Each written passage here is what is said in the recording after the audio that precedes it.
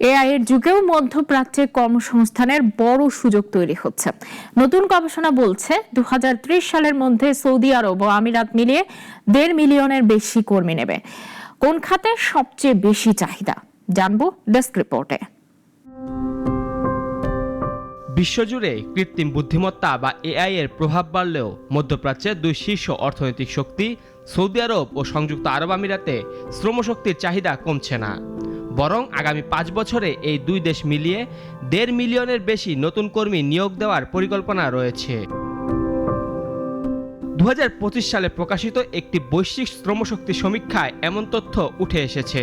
মার্কিন সফটওয়্যার প্রতিষ্ঠান সার্ভিস নাও এবং ব্রিটিশ শিক্ষা ও দক্ষতা মূল্যায়ন সংস্থা পিয়ারসনের যৌথ গবেষণায় বলা হয়েছে 2030 সালের মধ্যে সৌদি আরব ও আমিরাত সম্মিলিতভাবে 15 লাখের বেশি নতুন কর্মসংস্থান সৃষ্টি করবে। প্রতিবেদন অনুযায়ী এআই প্রযুক্তি কাজের ধরন বদলে দিলেও শক্তিশালী অর্থনৈতিক প্রবৃদ্ধি এবং সরকারের বড় বড় উন্নয়ন প্রকল্পের কারণে মানব শ্রমের প্রয়োজন আরও বাড়ছে। প্রযুক্তির সর্বোচ্চ ব্যবহার সত্ত্বেও এই দুই দেশে বড় ধরনের শ্রমশক্তির ঘাটতির আশঙ্কা রয়েছে। সৌদি আরবের ক্ষেত্রে দেশটির উচ্চাভিলাষী অর্থনৈতিক রূপান্তর পরিকল্পনা ভিশন 2030 এই কর্মসংস্থানের মূল চালিকা শক্তি।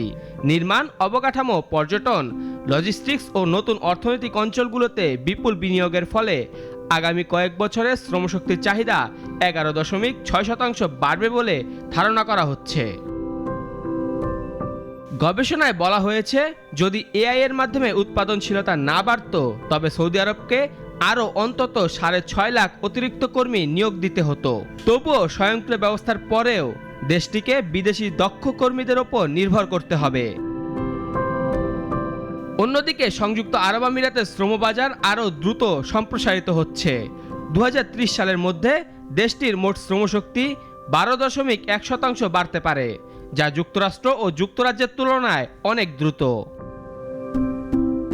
এআই মানুষের একঘেয়ে কাজ সহজ করলেও কারিগরি তদারকি, গ্রাহক সেবা, স্বাস্থ্যসেবা ও সৃজনশীল কাজের ক্ষেত্রে মানবকর্মীর চাহিদা আরও বাড়বে। বিশেষ করে নির্মাণ, জ্বালানি, আতিথেয়তা ও প্রযুক্তি খাতে বিদেশি কর্মীদের জন্য সুযোগ অব্যাহত থাকবে। ডেস্ক রিপোর্ট, নাগরিক।